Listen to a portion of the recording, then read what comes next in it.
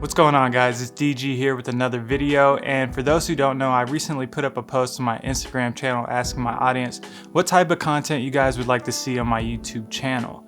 And Tevin Keith wrote, "Talk about newbies and what they should know pursuing filmmaking." I felt like this was a great time to go ahead and give away 5 tips for beginner filmmakers. Let's go ahead and start with tip number 1, get a job.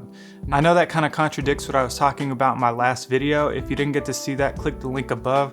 But I was basically talking about how I built my business and how I really wanted to focus on freelance filmmaking. But what I learned from that was that I wasn't able to really perfect the craft. I was always chasing money, trying to figure out where I was going to get my next dollar. I was taking on too many jobs that really just had nothing to do with what I wanted to do with my career.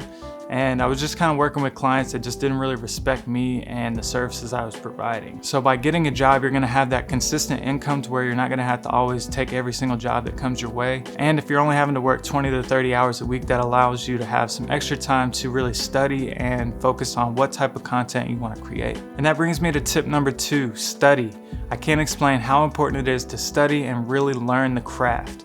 If you don't know what you're doing, then it's going to be really hard to move up, and it's going to be hard to provide a quality product for your clients. I went through 5 years of college and got my BFA in graphic design, and what I learned from school was really how to teach myself. I know that sounds weird that teachers would teach us how to teach ourselves. That doesn't really make sense, does it? It didn't make sense at the time, but it does make sense now, because what they would do is they would give us a project and then they would send us off to go figure out how to make that project come to life. I taught myself how to use Photoshop, Illustrator, how to do graphic design, logos, you name it.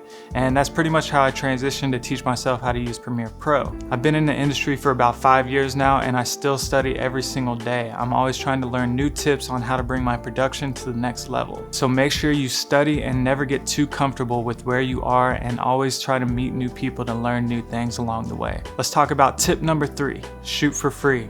I can't count how many videos and how many projects I've worked on where I made $0. When you shoot for free, you're able to find clients that you really want to work with. Most of the time they have low expectations because you're not charging them. You have more freedom to do whatever you want with the project. And when you shoot for free, it always gives you a great way to network with other people. Let me give you an example. Say you want to get into fitness videos. What you got to do is go to the gym, figure out who the owner of the gym is, and say, "Look, I'm a local filmmaker, I'm trying to build my portfolio. Can I shoot you guys a few free videos?" Most of the time they're gonna agree. They're gonna let you come in, do what you want, and however you want to do it, considering you're not paying for anything. And once you get your foot in the door, you got to go in there and kill it. You got to get some really nice shots. You got to come home, chop it up quick, send it back to the client, and they're gonna be happy. What they're gonna do is they're gonna take that video, they're gonna show their friends, they're gonna say, "Hey, look, this person came in, they were super professional, they were on time, they did a great job, and I got the video back within a couple of days. So if you ever need any videos, I can give you their contact." I promise this is how it works. It's like a snowball effect. Once you do one video, someone else is going to contact you, and so on and so forth. That's how we've built our wedding business. We go shoot one wedding here, we do a good job, they tell their friends, we go shoot their wedding, and the inquiries never stop coming in. Word of mouth has been our best marketing tool so far, so I encourage you to go shoot for free,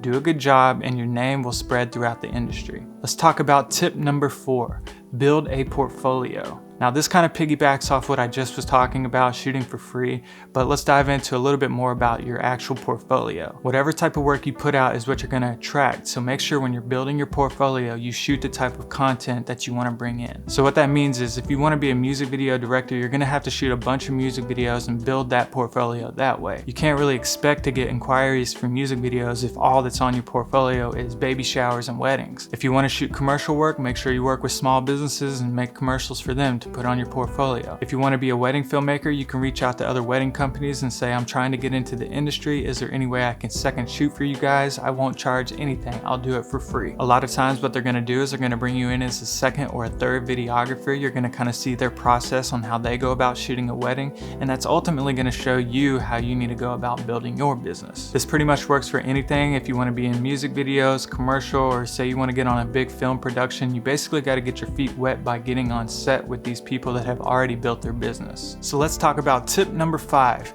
network.